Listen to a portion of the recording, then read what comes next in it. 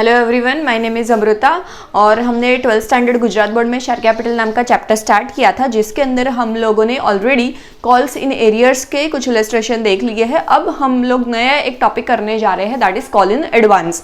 Okay, so call in advance के लिए illustration number 5 आपको आपकी स्क्रीन पे दिखेगा, जो आप मेरे साथ ही पढ़िए।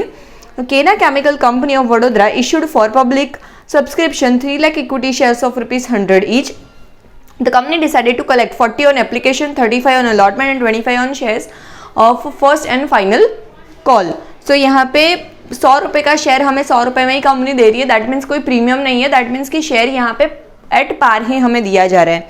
Company received application for total 320 shares, मतलब कि 3 लाख मैंने इशू किया बट मुझे रिसीव हुआ है 3,20,000। इसका मतलब ये हुआ 20,000 is a over subscription.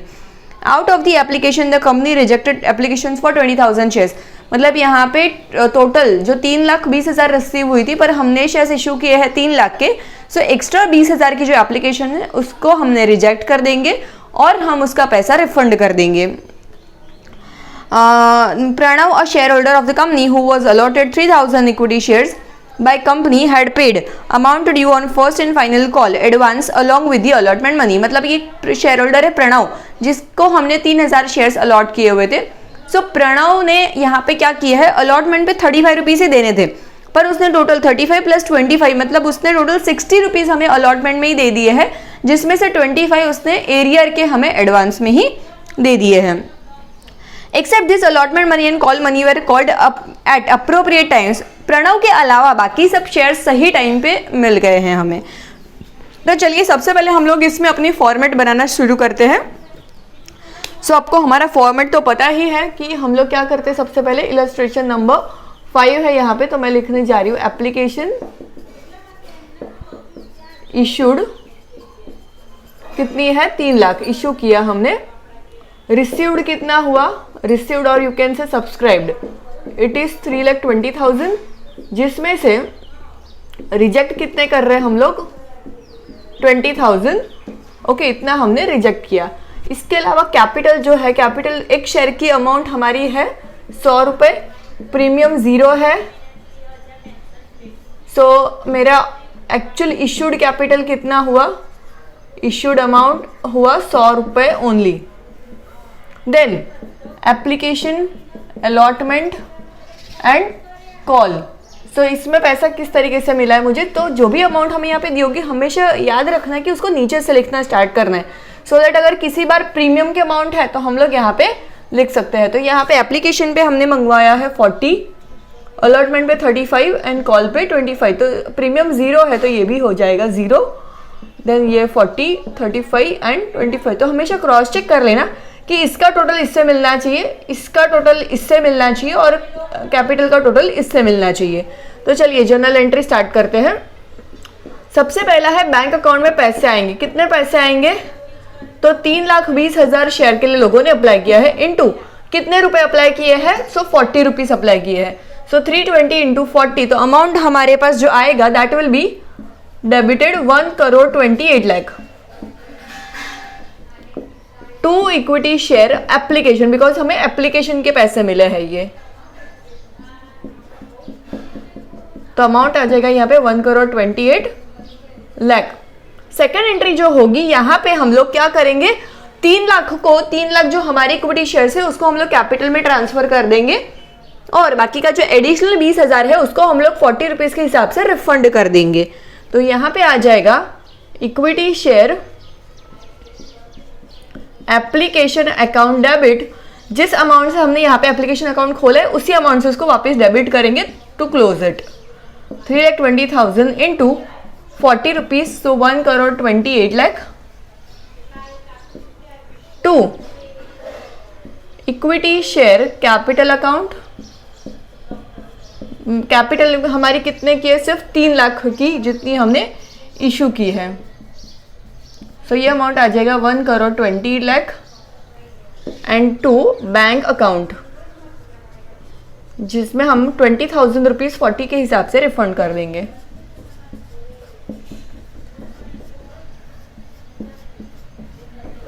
Then third entry आएगी अलॉटमेंट मनी कॉल्ड अप करने की, तो उसके लिए एंट्री करेंगे हम लोग इक्विटी शेयर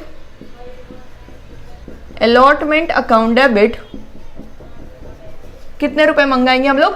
सी 320 में से 20 तो हमने रिफंड कर दिया, तो अभी मेरे पास कैपिटल है सिर्फ 3 लाख की।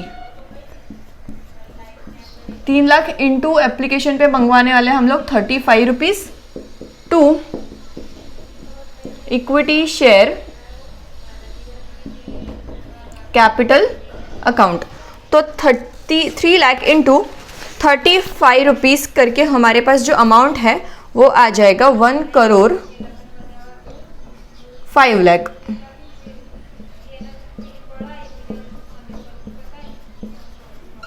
देन फोर्थ एंट्री आएगी हमारे पास अलॉटमेंट का पैसा मिलने की। तो एंट्री आ जाएगी bank account debit to equity share allotment account. So देखिए यहाँ पे हमने ऑलरेडी अलॉटमेंट पे हमने कितना रुपए मंगवाया है। सो अलॉटमेंट पे मैंने यहाँ पे मंगवाया था कितना, 1 करोड़ 5 लाख। सो हम लोग लिख देंगे हम लोग 3 लाख के ऊपर। सी मतलब जो प्रणव है, प्रणव ने अलॉटमेंट का पैसा तो अलॉटमेंट में ही दिया है, साथ में कॉल का पैसा भी उसने अलॉटमेंट पे दे दिया है। तो टोटल बैंक में कितना पैसा आएगा? सो अलॉटमेंट का पैसा तो उसने टाइम पे ही भरा है, 3 लाख इंटू 35 प्लस उसके कितने शेयर्स थे, 3000 शेयर्स थे। तो 3000 के पैसे उसने एडवांस में दे दिए हैं, जो कि अमाउंट आएगा मेरा 3000 इंटू 25। तो यहाँ पे मुझे टोटल मनी जो रिसीव होगा वो होगा 1 करोड़ 5 लाख प्लस 75,000। तो टोटल मुझे यहाँ पे रिसीव होगा 1 करोड़ 5 लाख 75,000 रुपीज, जिसमें से अलॉटमेंट का पैसा कौन सा था, सिर्फ यही था। अगर हम आप यहाँ पे ऊपर की एंट्री देख पाओ तो इसको हम लोग यहाँ पे क्लोज कर दे रहे हैं 1 करोड़ 5 लाख 75,000 टू ये जो पैसा है 33,000 इंटू 25 दैट इज 75,000। एक्चुअली वो एडवांस गिना जाएगा जब वो अलॉटमेंट के दिन मिला है। तो सो ये चला जाएगा कॉल इन एडवांस में। तो यहाँ पे लिख दूंगी मैं 3,000 into 25 that is 75। Now fifth entry में अब कॉल इन एडवांस नहीं, एडवांस रुपए मंगवाने का टाइम आ गया। तो एंट्री इसके जैसे ही करेंगे हम लोग, equity share first and final call account debit. Amount आ जाएगी मेरी, भले देखो कॉल में हमारे पास 3000 का पैसा भले एडवांस में आ गया है, पर हम लोग मंगवाएंगे तो पहले सबसे ही, ओके। बाद में सिर्फ पैसे हमारे पास इतने कम आएंगे बिकॉज इतने हमारे पास ऑलरेडी अलॉटमेंट पे आ गए हैं। सो मंगवाने की एंट्री तो सभी शेयर होल्डर से होगी। सो ये आ जाएगा 3 लाख इंटू 25। तो ये अमाउंट आ जाएगा मेरा 75 lakh to equity share capital account again 75 lakh. अब आएगा कॉल का पैसा। सो कॉल का पैसा कितना आएगा हमें, तो देखिए बैंक अकाउंट डेबिट। तो यहां पे हम लोग कैसे कैलकुलेट करेंगे, हमने मंगवाया था पैसा कितने से, 75 लाख से, करेक्ट। जिसमें से मुझे 3000 का जो शेयर होल्डर था प्रणव, उसका जो 75,000 का पैसा है वो तो मुझे एडवांस आ गया है।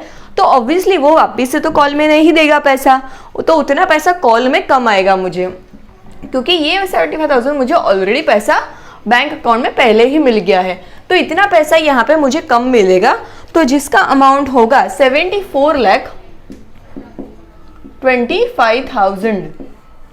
अब क्या करेंगे, कॉल इन एडवांस नाम का हमने अकाउंट ओपन किया था, उसको यहाँ पे क्लोज करना पड़ेगा, बिकॉज अलॉटमेंट पे जब एडवांस कॉल का पैसा आया तो वो एडवांस गिना जाएगा, पर जब एडवांस का टाइम आ चुका है तब वो एडवांस नहीं रहेगा। तो यहाँ पे मुझे कॉल इन एडवांस अकाउंट बंद करना पड़ेगा। सो यहाँ पे मैंने क्रेडिट करके ओपन किया था, तो अब डेबिट करके उसको मैं क्लोज करने जा रही हूँ।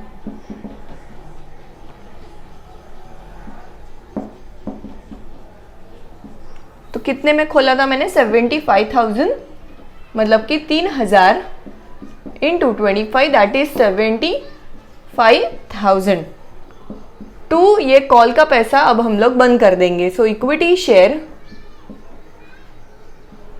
फर्स्ट एंड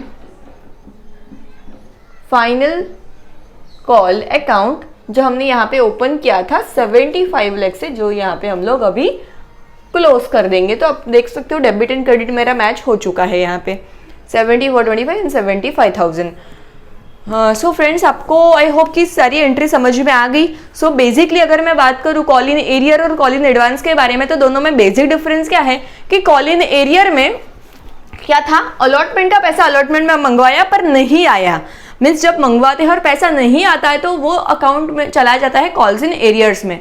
और कभी कभी क्या होता है, हम लोग अलॉटमेंट का ही पैसा मंगाते हैं पर कोई कोई शेयर होल्डर हमें एडवांस में ही उसका अगला इंस्टॉलमेंट का पैसा भी दे देता है। सो वो बोला जाएगा call in advance. So advance में पैसा मिल गया तो it will go to call in advance account, और अगर पैसा जब मंगवाया तब नहीं मिला मुझे तो वो गिना जाएगा call in arrear account. Okay, तो आपको मेनली तो इसका डिफरेंस समझ में आ गया होगा। तो नेक्स्ट हम लोग अभी नेक्स्ट इलस्ट्रेशन के साथ मैं वापस एक नया वीडियो बनाने वाली हूँ। सो अगर आपको ये वीडियो मेरा पसंद आया तो ज़रूर इसको लाइक करिए, शेयर करिए और सब्सक्राइब भी करिए, सो दैट मेरे नेक्स्ट वीडियोज़ की अपडेट आपको मिलती रहे। Thank you so much.